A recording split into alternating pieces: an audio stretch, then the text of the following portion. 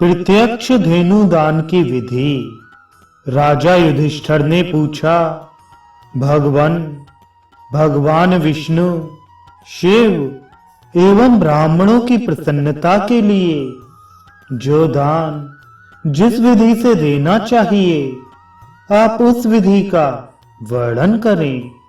भगवान श्री कृष्ण ने कहा, महाराज, गौ, भूमि और सरस्वती, ये 3 दान सभी दानों में श्रेष्ठ और मुख्य हैं। ये अतिदान कहे गए हैं। गायों के धोने, पृथ्वी को जोतकर अन्न उपजाने तथा विद्या के पढ़ने पढ़ाने से 7 कुलों का उद्धार होता है। अब मैं दान देने योग्य गौ के लक्षणों और गोदान की विधि बता रहा हूं। महाराज, सुपुष्ट, सुंदर, सवत्सा, पयस्विनी और न्यायपूर्वक अर्जित धन से प्राप्त गौ श्रेष्ठ ब्राह्मण को देना चाहिए। वृद्धा, रोगिणी, वंध्या, अंगहीन, मृतवत्सा, दुशीला और दुग्ध रहे तथा अन्यायपूर्वक प्राप्त गौ का कभी दान नहीं करना चाहिए।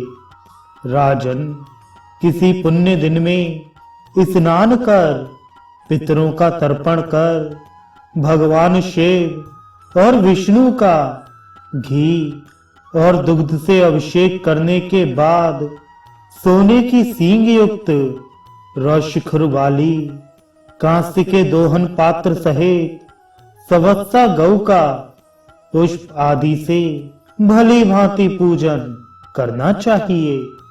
उसे वस्त्र तथा माला आदि से अलंकृत कर ले। गौ को पूर्व या उत्तराभिमुख खड़ा करना चाहिए। अनंतर दक्षिणा के साथ ब्राह्मण को गौ का दान करना चाहिए और प्रार्थना पूर्वक प्रदक्षिणा करनी चाहिए। गाय की पूंछ पकड़कर, हाथी का सूंड, घोड़े का कान तथा दासी के सिर का स्पर्श कर और मृग चर्म की पूंछ पकड़कर दान करना चाहिए। जब ब्राह्मण गाय लेकर जाने लगे तो उसके पीछे पीछे 8-10 कदम तक जाना चाहिए। इस विधि से जो व्यक्ति गोदान करता है उसे सभी प्रकार के अभीष्ट फल प्राप्त होते हैं और स्वर्ग की प्राप्ति होती है। 7 जन्मों में किए गए पाप का उसी क्षण नाश हो जाता है। राजन, यह विधि दक्ष प्रजापति के लिए भगवान विष्णु ने कही है। गोदान करने वाला 14 इंद्रों के समय तक स्वर्ग में निवास करता है। यह गोदान सभी पापों को दूर करने वाला है। इससे बढ़कर और कोई प्रायश्चित नहीं है।